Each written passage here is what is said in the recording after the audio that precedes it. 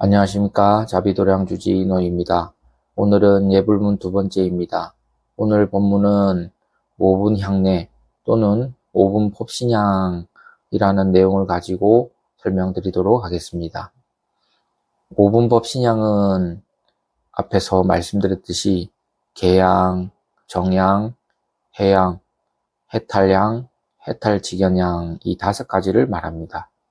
그러면 하나하나씩 좀 살펴보도록 하겠습니다. 첫 번째 계양이라고 하는 것은 뭐냐? 불자라면 반드시 지켜야 할 규율, 질서, 윤리와 같은 것을 계라고 합니다. 보통 계율이라는 말을 불교에서는 자주 쓰는데요. 여기서 계라고 하는 것은 모든 불자들이 지켜야 할 그러한 질서와 윤리를 말하고, 율은 출가 수행자에게만 해당되는 말입니다. 좀 더 전문적으로 들어가 보면 불자라면 기본적으로 3귀 5계를 지켜야 합니다. 그 외에도 8계가 있고요. 10중대계 48경계가 있습니다. 그리고 출가 수행자에게만 해당되는 비구 스님 같은 경우에는 250가지 계율이 있고요. 그리고 비구니 스님 같은 경우에는 348가지 계율이 있습니다. 이렇게 아주 세부적으로 나누어서 지켜야 할 질서와 규율, 윤리 등이 있습니다. 그런데 이러한 것들을 한마디로 딱 묶어서 말하면 스님이나 제가자들이 지켜야 할 그러한 규율이라고 할 수 있습니다. 그러면 계라고 하는 것은 뭐냐 하면 불자라면 반드시 계를 받아야 합니다. 보통 수계라고 하는데 연비를 한번 받아보셨죠?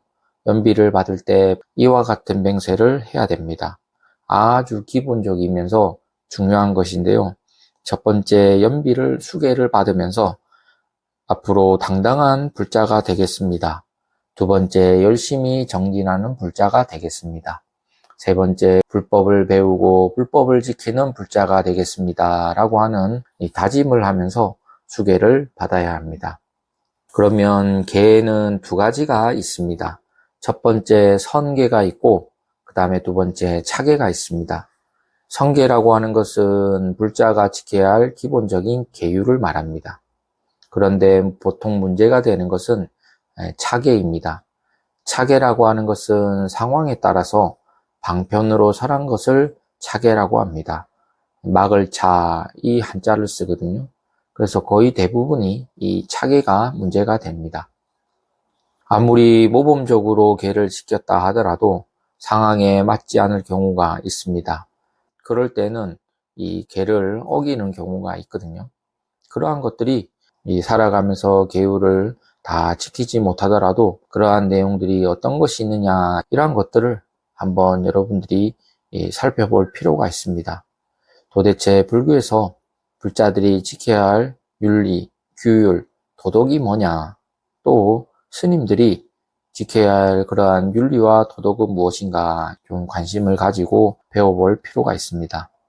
보통 계를 말할 때 꼭 알고 있어야 될 가르침이 있습니다. 그게 뭐냐 하면 초발심 작용문이라는 책이 있습니다. 보통 스님이 출가해서 처음 공부하는 책이 초발심 작용문인데요. 이 초발심 작용문에 보면 다음과 같은 아주 중요한 가르침이 있습니다. 그게 뭐냐 하면 수, 5계, 10계 등 하야 선지, 지범, 개차라, 이런 가르침이 있습니다.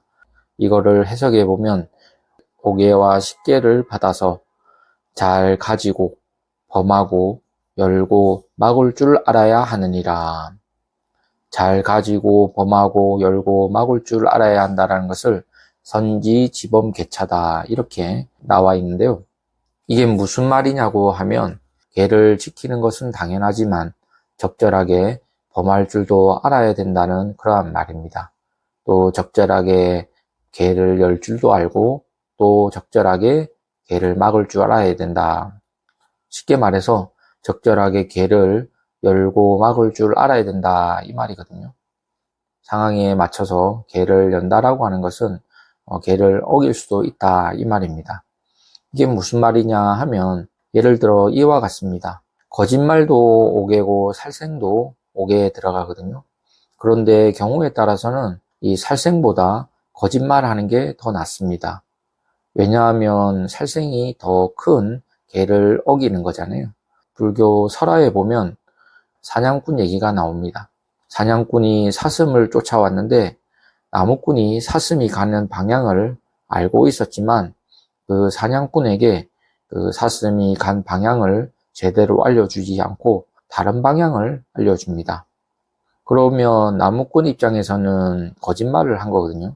하지만 그 거짓말을 함으로써 그 사슴을 살릴 수가 있었습니다. 이런 경우에는 거짓말이 오히려 계를 잘 지키는 경우가 되는 거죠. 그래서 불교에서는 이 계에 대해서 너무 얽매이지 마라 그렇게도 가르치고 있습니다. 예, 스님들이 고기를 먹는 거에 대해서도 논란이 있었는데요. 스님들이 고기를 먹는 거에 대해서는 계를 어기게 됩니다. 하지만 티벳에서는 이 고기가 주식이기 때문에 고기를 먹을 수밖에 없는 상황입니다. 불교에서는 육식을 되도록이면 금하고 있는데요. 티벳 같은 경우는 상황에 맞게 계를 열고 닫을 줄 알아야 된다 그런 거죠. 경우에 따라서는 고기 육식을 해야 된다 이 말입니다.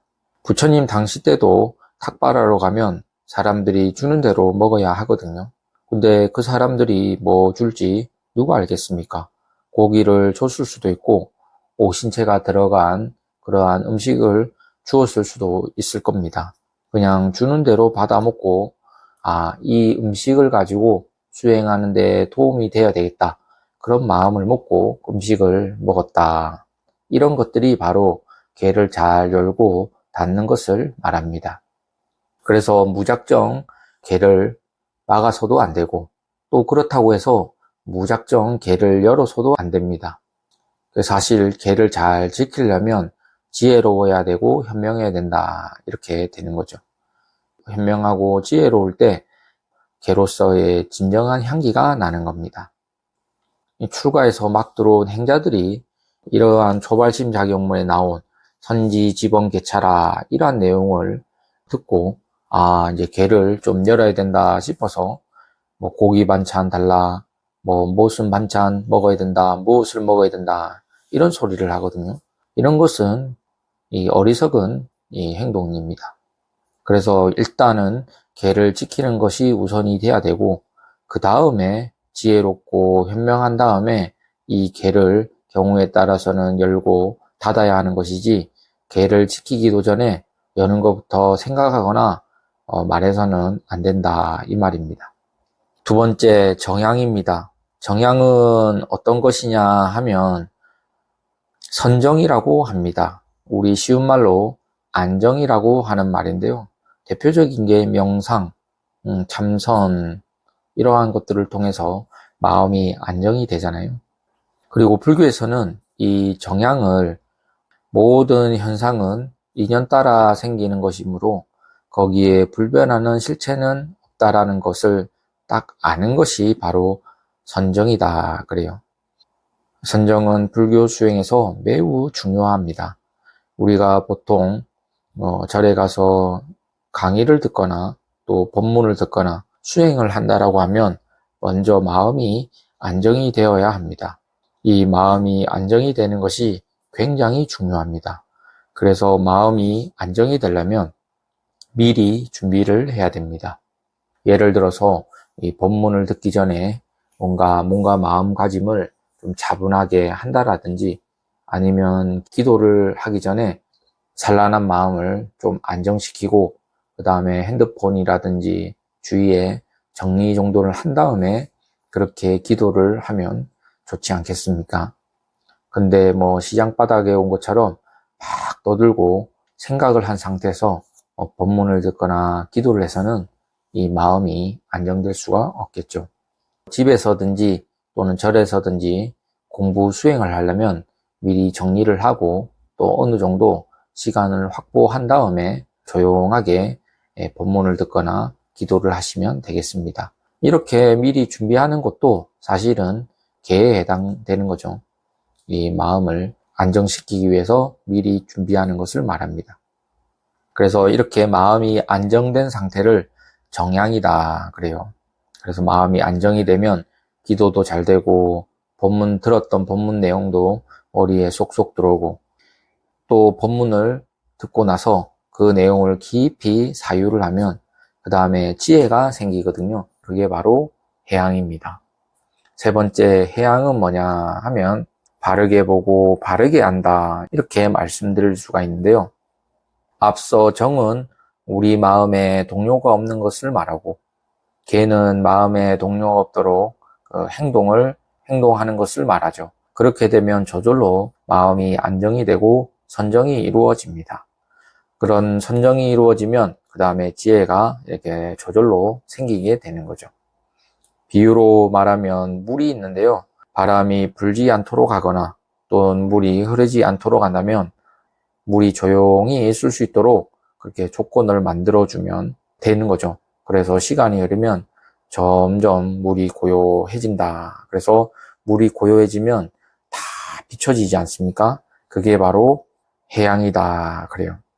금강경에서도 부처님께서 계를 지키면서 바루를 들고 탁발하고 음식을 자시고 앉은 다음에 선정에 드셨거든요. 선정에 들고 나서 딱 나온 다음에 말씀하신 게 바로 이 금강경이다. 그리고 지혜를 설했다. 이렇게 되는 겁니다. 탕물은 가라앉고 또 출렁거리던 물이 가라앉게 되는데요. 그러면 거기서 무엇을 보느냐 하면 온갖 것이 다 비춥니다. 불교에서 말하기로는 어려운 말로 불생불멸을 본다. 그래요. 제가 예를 들어서 컵을 이렇게 하나 들면 평소에는 컵이라고 보지만은 계를 지키고 선정에 들어서 고요한 상태에서 비춰보게 되면 이 컵에서 불생불멸을 볼 수가 있습니다. 이게 바로 해양이다. 그래요. 마음의 비유를 하면 청정심, 깨끗한 마음 이렇게 되는 거죠. 그러면 우리는 왜 마음이 안정되지 않는가? 바로 망상, 망견, 번뇌 때문에 그렇습니다. 이것을 불교에서는 산란심, 분별심, 차별심 이렇게 얘기를 하는데요. 물이 흙탕물이 되면 아무것도 보지 못하듯이 마음도 번뇌망상 때문에 혼란스럽다는 것이죠. 혼란스럽다라는 것은 먼저 계를 안 지키는 것이고 계를 안 지켰기 때문에 마음이 안정될 수가 없고 마음이 안정이 안 됐기 때문에 수행도 안 되고 또 수행이 안 됐기 때문에 지혜가 드러나지 않는 거죠. 계정해 이것은 불교에서 말하는 요체다 그래요. 이 사막이라고도 하지 않습니까? 이 계정해 사막은 매우 중요합니다.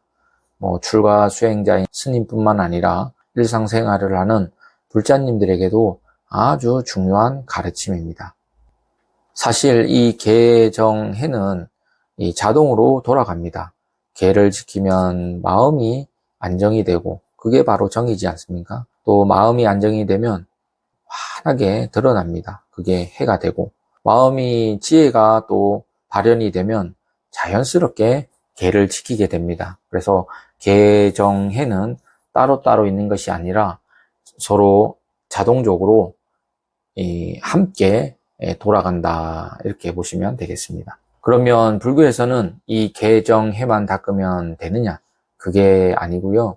여기서 사막에 그치지 않고 좋은 지혜를 가지고 결국 무엇을 해야 되냐 하면 바로 해탈해야 된다 그래요. 그게 바로 해탈향입니다. 해탈향은 뭐냐 하면 불교의 목적인 즉 깨달음이거든요. 깨달음. 지혜를 갖추어서 무명에서 벗어난다. 더 나아가서 생사곤에서 벗어나는 게 바로 해탈입니다. 완전한 자유를 얻어서 어떤 것에도 걸리지 않는 것을 말합니다. 일체 모든 고통에서 벗어나고 가장 큰 고통이 죽음 아니겠습니까? 즉 생사 고통에서 벗어나는 게 바로 불교에서 말하는 해탈입니다. 그 다음에 다섯 번째 해탈직연양. 마지막 해탈직연양은 뭐냐 하면 해탈한 사람의 안목, 해탈한 사람의 지혜 이렇게 말씀드릴 수가 있겠는데요. 이 해탈한 사람의 지혜라고 하는 것은 부처님이잖아요. 부처님.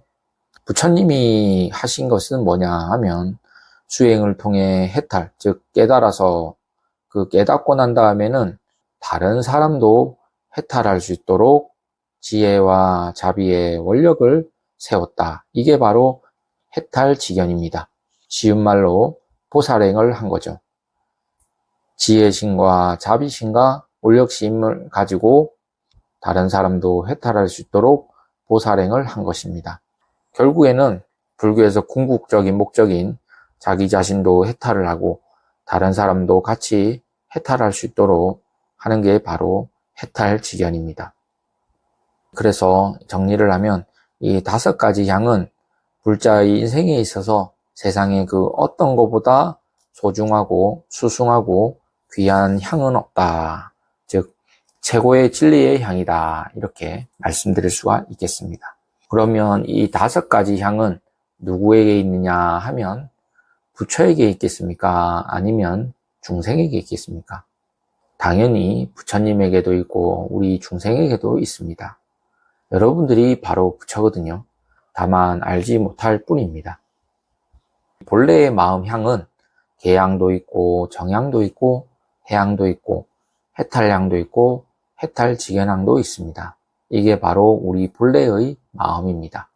그래서 이것을 믿고 계율을 지키고 정진을 하면 우리 여러분들 자신이 바로 부처의 몸이고 진리의 몸이고 해탈의 몸이다. 이것을 알 수 있게 되는 겁니다. 그러면 오늘 본문은 여기서 마치도록 하겠습니다. 감사합니다. 공지사항이 있습니다. 이번 주 토요일 7월 6일은 음력 6월 조화르 신중기도가 있습니다. 그리고 이어서 백중초제가 여법하게 봉행이 됩니다. 이 조화르 신중기도와 백중초제에 많이들 동참하셔서 가정이 평안하고 또 각자 무량功德을 지으시기 바랍니다. 그럼 다음 시간에 또 뵙겠습니다. 감사합니다.